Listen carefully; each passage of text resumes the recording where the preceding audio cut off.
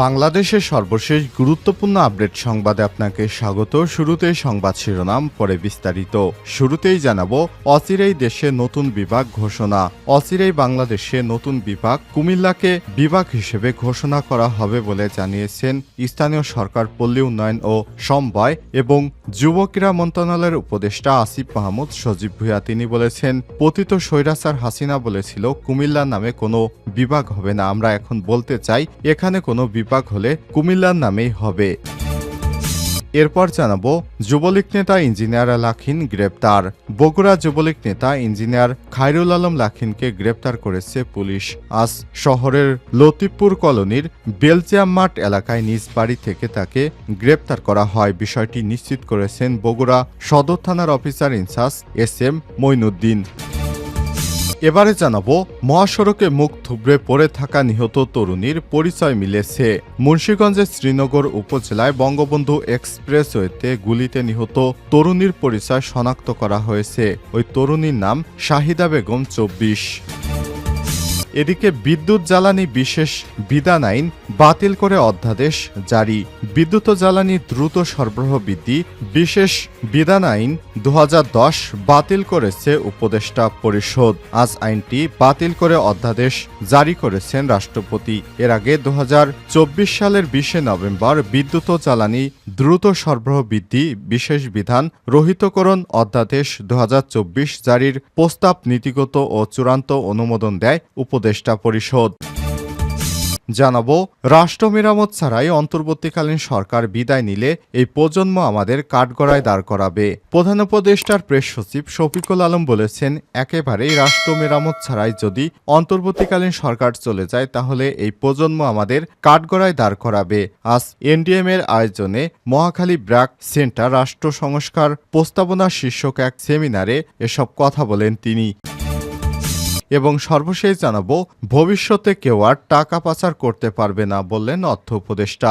অন্তর্বর্তীকালীন সরকারের অর্থ উপদেষ্টা ডক্টর সালেউদ্দিন আহমেদ বলেছেন, আগের সরকারে রেখে যা অনিয়ম দুর্নীতি 2 থেকে 4 মাসে স্বাভাবিক করা সম্ভব নয়। তবে ভবিষ্যতে কেউ যেন টাকা পাচার করতে না পারে সে ব্যাপারে তারা কাজ করছেন।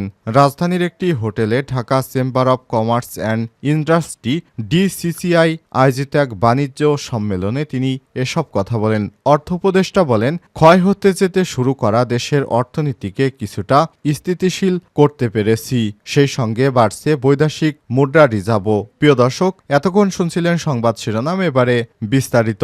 তবে তার আগে বন্ধুরা, অনুরোধ থাকবে এই সংবাদটিতে একটি লাইক দিন। এই চ্যানেলে আপনি নতুন হয়ে থাকলে আমাদের সংবাদটি দেখতে দেখতে চ্যানেলটি সাবস্ক্রাইব করে রাখুন। কমেন্ট করে আপনার মূল্যবান মতামত জানিয়ে দিন বন্ধুরা, আপনি বিশ্বের কোন দেশ থেকে বা বাংলাদেশের কোন স্থান থেকে আমাদের সংবাদটি দেখছেন এবং শুনছেন। এবারে বিস্তারিত।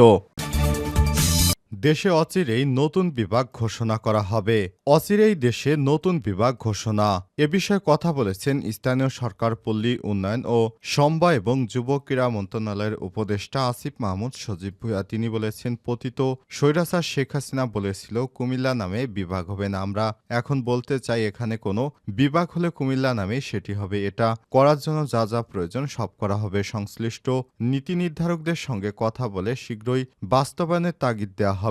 শনিবার 30 নভেম্বর বিকেলে কুমিল্লার মুরাদনগর উপজেলা DR উচ্চ বিদ্যালয় মাঠে মুরাদনগর উপজেলাবাসীর গণসংবর্ধনা অনুষ্ঠানে প্রধান অতিথির বক্তব্যে তিনি এসব কথা বলেন। এ সময় উপদেষ্টা আসিফ ভারতের আশীর্বাদে নয় বরং জনগণের ম্যান্ডেট নিয়ে রাষ্ট্র ক্ষমতায় আসতে হবে বলে রাজনৈতিক দলগুলোর প্রতি আহ্বান জানিয়েছেন। তিনি আরো বলেন, বর্তমানে বাংলাদেশের পরিস্থিতিকে অনেক ধরনের অভ্যন্তরীণ এবং বহির্বিশ্ব ষড়যন্ত্র করা হচ্ছে। অত্যন্ত দুঃখের সঙ্গে বলতে হচ্ছে, আমাদের রাজনৈতিক নেতাদের মাঝে একটি সংস্কৃতি চালু হয়েছে যে ভারতের আশীর্বাদ ছাড়া ক্ষমতায় আসা যাবে না। এটা এদেশের জন্য অত্যন্ত দুঃখজনক। আপনারা যদি মনে করেন ভারতের আশীর্বাদ ছাড়া এদেশে ক্ষমতায় আসা যাবে না, তাহলে বলতে হয় শেখ হাসিনার চেয়েও বেশি এদেশে কারো ভারতের অনুগত্য ছিল না। সেই শেখ হাসিনার কি পরিণতি বাংলাদেশের মানুষ করেছে আপনারা স্পষ্ট দেখতে পাচ্ছেন।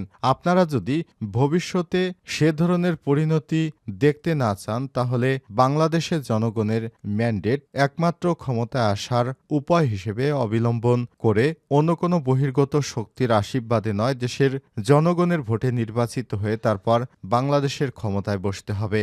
ব্যারিস্টার নাসির আলমের সভাপতিত্বে কেন্দ্রীয় সমন্বয়ক তরিকুল ইসলামের সঞ্চালনায় এ সময় বক্তব্য রাখেন বিএনপির ভাইস চেয়ারম্যান কাজী শাহ মোফাজ্জল হোসেন কায়কোবাদের ছোট ভাই কাজী জুন্নুন বসরি, উপজেলা বিএনপির আহ্বায়ক মহিউদ্দিন অঞ্জন, উপজেলা জামাতের আমির আনমো ইলিয়াস, সাবেক আমির মনসুর মিয়া, সাবেক চেয়ারম্যান সৈয়দ তৌফিক মীর, প্রধান শিক্ষক বিল্লাল হোসেন সহ আরও অনেকেই। যুবলীগ নেতা ইঞ্জিনিয়ার লাখিন গ্রেপ্তার।